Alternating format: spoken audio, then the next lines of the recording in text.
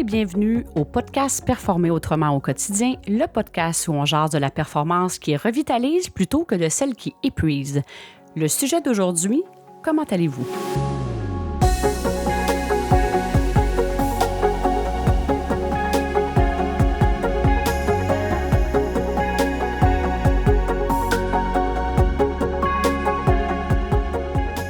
Karine, j'ai le goût de te dire d'emblée, comment ça va?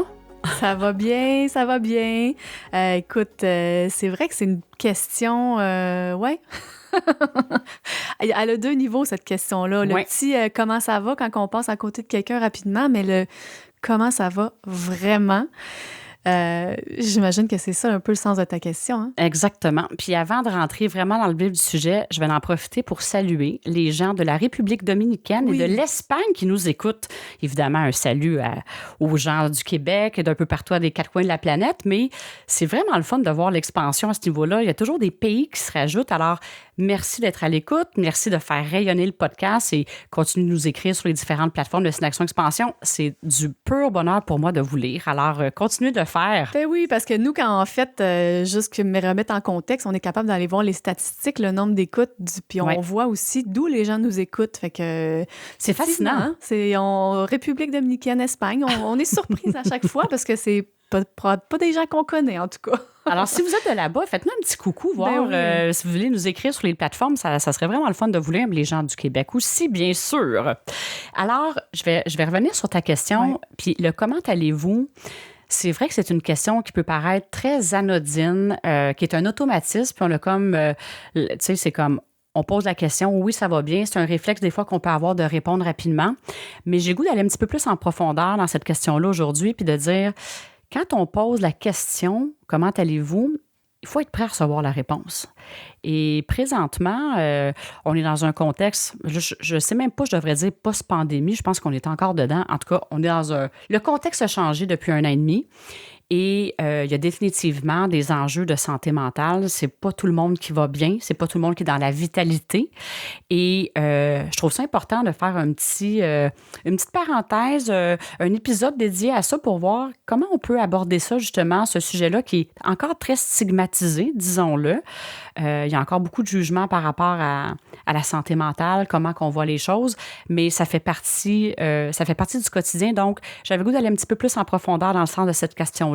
Comment allez-vous, mais réellement présentement? Parce que tu as raison, je pense que depuis la pandémie, il y a encore plus d'enjeux de santé mentale, mais même à ça, je pense que c'est présent, puis tu avais des statistiques à nous partager. Oui, c'était déjà présent. D'ailleurs, il y a peut-être des statistiques qui sont en train de se de se bâtir avec la situation actuelle, mais les statistiques que je vais vous partager aujourd'hui remontent en 2018. Alors, on était en fait avant la situation de pandémie, qui disait que déjà 35% des absences au travail étaient dues à un enjeu de santé mentale.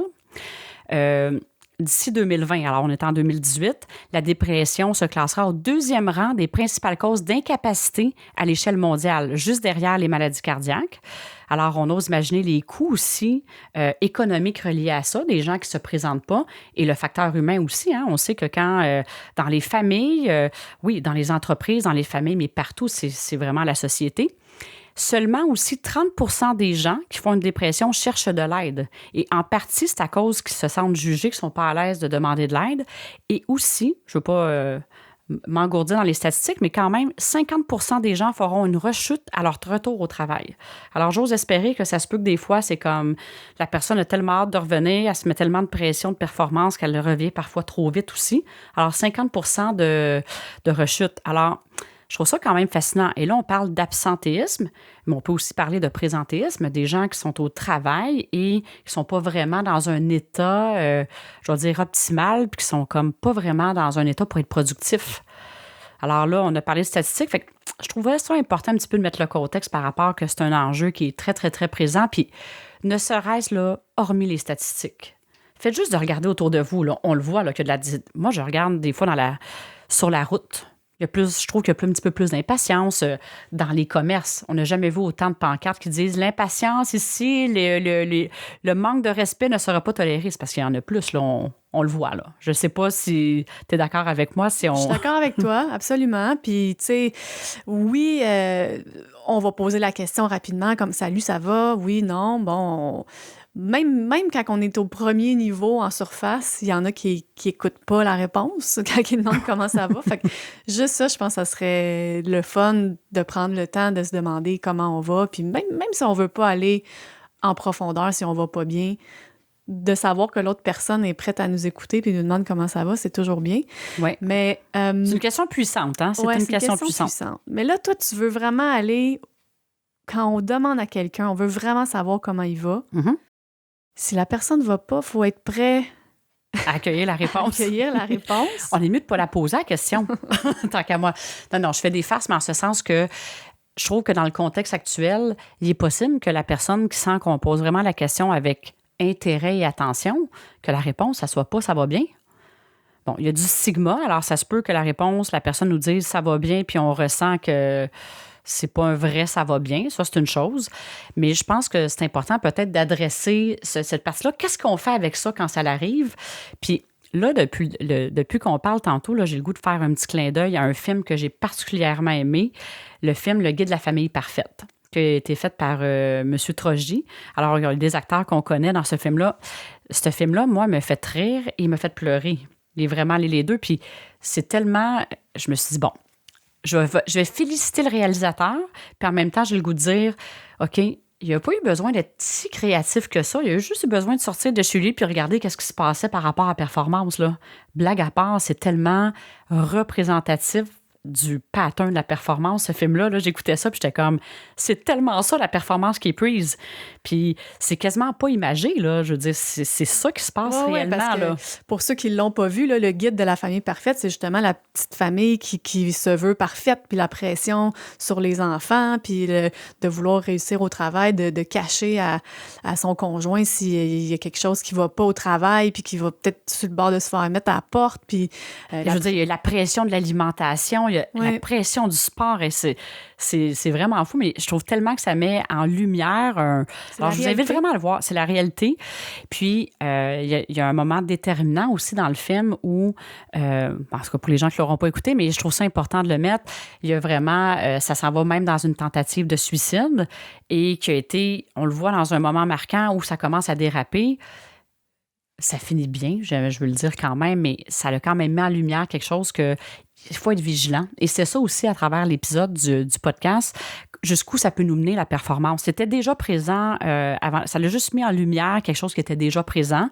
Puis je pense que d'être vigilant, je suis pas en train de vouloir donner une responsabilité, mais je me dis ça peut pratiquer la conscience, puis qu'aujourd'hui, on rencontre quelqu'un qu'on voit qui va pas, ça peut peut-être ouvrir des lumières de dire qu'est-ce que je fais avec ça quand ça arrive.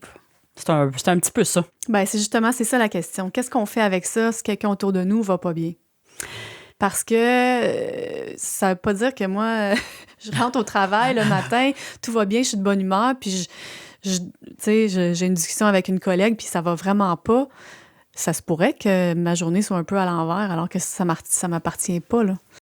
Ça, des fois, c'est... Ben oui, puis peut-être de faire une petite parenthèse en disant qu'est-ce qui va faire en sorte que quelqu'un va pas bien? Une différence entre aujourd'hui, ça va pas bien, comme tu l'as évoqué, puis qu'on voit, exemple, dans un contexte de travail, souvent, on va plus se voir. Là, il y a à travers le virtuel, mais on peut quand même voir les gens comment ils vont à travers le virtuel, là, quand la vidéo est allumée. Si on sent que les gens, mettons, sont plus irritables, tu sais, les gens qu'on connaissait qui étaient plus peut-être fluides, puis là, le degré d'irritabilité a monté, de l'impatience, de la tristesse, les yeux qui vont dans l'eau plus facilement. C'est tous des indices, à quelque part, que la personne nous donne que ça va un petit peu moins bien. Fait que quand on remarque ça auprès des gens, des fois, c'est de dire écoute, voici ce que j'ai observé. Comment tu vas réellement? J'ai le goût de le savoir. Puis, une fois que cette question-là est posée, même si on ne sait pas quoi faire avec, c'est pas ça qui est important. L'idée, déjà que quelqu'un se sente qu'on compte pour cette personne-là, c'est déjà un élément de reconnaissance, puis un élément qui peut faire sentir bien, de montrer qu'on est là. Puis, premièrement, avant de savoir quoi faire, j'ai le goût de dire comment qu'on se sent quand ça arrive? Tu sais, tu l'as dit, comment je vais passer ma journée? Est-ce qu'on a tendance à prendre ça sur nos épaules? Puis dire, il faut que je sois en mode solution puis régler le problème de la personne?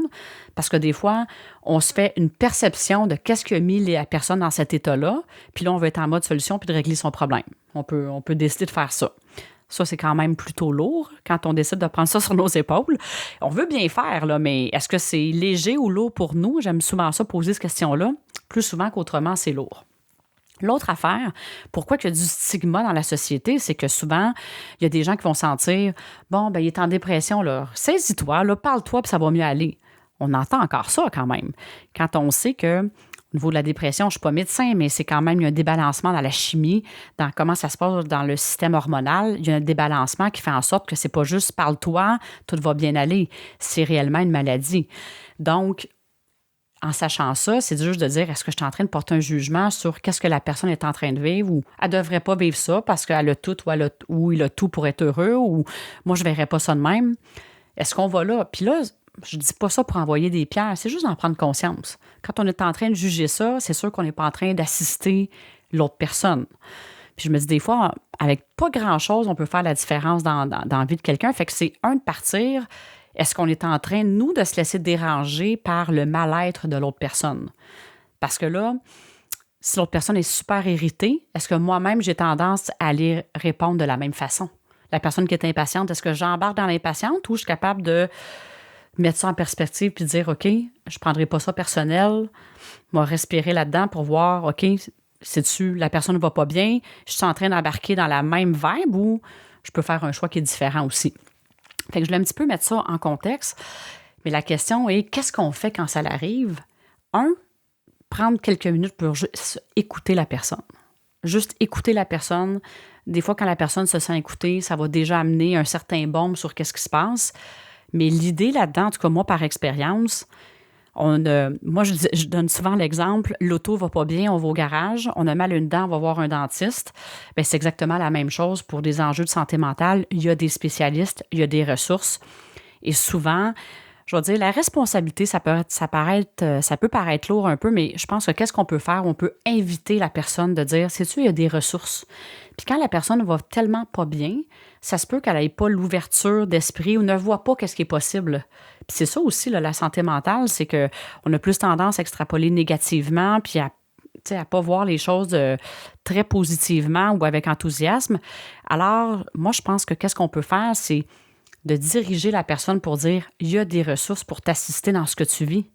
Et juste ça, pour moi, ça de l'écoute, puis inviter la personne à aller utiliser des ressources, puis juste de se sentir pas jugé, je pense que ça peut être une façon très puissante de contribuer à ce que la personne aille mieux. Oui, puis tu sais, je t'écoute parler, j'ai l'impression aussi que si on s'écoute pas soi-même et que c'est nous la personne qui va pas bien, oui. Là, on est peut-être un petit peu trop fragile pour dealer avec ce genre de choses-là. Il faut s'écouter soi d'abord. Effectivement, là, j'en ai déjà parlé, là, l'espèce d'image du masque à oxygène. Là, c'est sûr que si nous, on va pas bien et on est épuisé, bien, il y a des ressources pour nous aussi. Puis, effectivement, il faut prendre soin de soi en premier avant de vouloir prendre soin des autres, évidemment. Puis, ça, c'est sûr. Ça, c'est sûr et certain que d'occuper son espace, prendre soin de soi, puis dire, on va pas, je vais prendre soin de moi, je vais recharger les batteries avant de m'occuper de d'autres personnes autour de moi, là, bien sûr. Puis, je veux dire, ça fait partie de la vie. Puis, comme je dis, j'ai été chanceuse, là. Moi, j'ai pas vécu ça, une dépression, mais sur le style de vie, le pattern sur lequel j'étais, je m'en allais directement là. Puis, à quelque part, si ça l'arrive, bien, c'est que ça te permet de faire un choix différent pour la suite. C'est comme, quand on le vit, là, c'est comme si tout est en train de s'écrouler, mais en même temps, c'est l'idée aussi qu'on partage dans le podcast, c'est pas de se rendre à une crise comme telle pour faire des choix différents, mais il y a des fois, c'est ça l'expérience, qu'on a besoin d'aller là pour dire comment je me positionne maintenant par rapport à la vie, puis pas revivre ça. Ça peut être ça la plus haute opportunité d'expansion. Puis en même temps, c'est de dire, c'est ce que c'est. Si c'est ça qui va faire en sorte que pour le restant de mes jours, je vais me positionner différemment, que ça soit plus sain, bien, à quelque part, c'est ça l'expérience. Puis je pense que c'est ça aussi de déstigmatiser ce qu'est la santé mentale. Ça fait partie que c'est une maladie comme une autre, tout simplement. Puis d'amener un petit peu plus d'humanité, si je peux dire, dans cet enjeu-là. C'est beaucoup partagé, c'est beaucoup parlé, mais il y a une raison aussi. On est tous des êtres humains, on est tous interconnectés. Puis sait-on jamais que prendre un petit 5 minutes pour réellement s'intéresser à la personne, comment va-t-elle, la diriger vers des ressources, prendre conscience aussi qu'est-ce que ça nous fait à nous, je pense que c'est une belle opportunité. Je pense que c'est ça aussi, à l'épisode d'aujourd'hui. On dirait que c'est quand même un peu deep. Oui. Mais c'était juste, tu sais, d'inviter les gens à prendre le temps d'être à l'écoute. Parce que je pense que, tu sais, oui, il y a l'augmentation d'enjeux de santé mentale, mais si on se tenait entre nous, en tant que ce soit juste les proches autour de vous, les collègues de travail, d'être à l'écoute de justement cette question-là, comment ça va, c'est juste ça notre invitation finalement. Oui, tout à fait. En ce sens que oui, c'est un sujet qui est profond, mais c'était vraiment quelque chose qui m'interpellait d'en jaser, puis dans le fond, de rendre ça léger et simple. Au bout de la ligne, là, c'est pas à nous de prendre le problème des autres, autrement dit, mais c'est une façon de contribuer, à chacun notre façon unique, d'être plus à l'écoute, puis justement d'amener de l'humanité, puis de dire, hey, juste de faire penser qu'il y a des ressources qui existent, ça peut vraiment faire la différence dans la vie de quelqu'un. Alors ça, tant qu'à moi, puis ça nous fait vivre quelque chose à travers de ça. On peut se sentir impuissant aussi, là, parce que ça se peut qu'on envoie l'invitation et la personne n'ira pas de l'avant maintenant. Mais du moins, en tout cas, moi, mon expérience, c'est toutes les fois que j'ai eu l'occasion de le faire, je me disais, ben c'est ce que je pouvais faire. Le reste, je me dis, ça me fait vivre de l'impuissance, ça me fait vivre du jugement. Ben, je la voyais une opportunité pour moi aussi de me libérer de cet aspect-là. Mais c'est ça, en toute simplicité, une bonne écoute, diriger les gens vers des ressources. Et d'ailleurs, j'ai trouvé un site qui est fantastique. On va mettre le lien dans le descriptif de l'épisode ça parle de santé mentale, ça peut parler de deuil, de Parkinson, de diagnostic d'un cancer. En tout cas, c'est plein d'enjeux, des éléments qui peuvent venir nous chercher.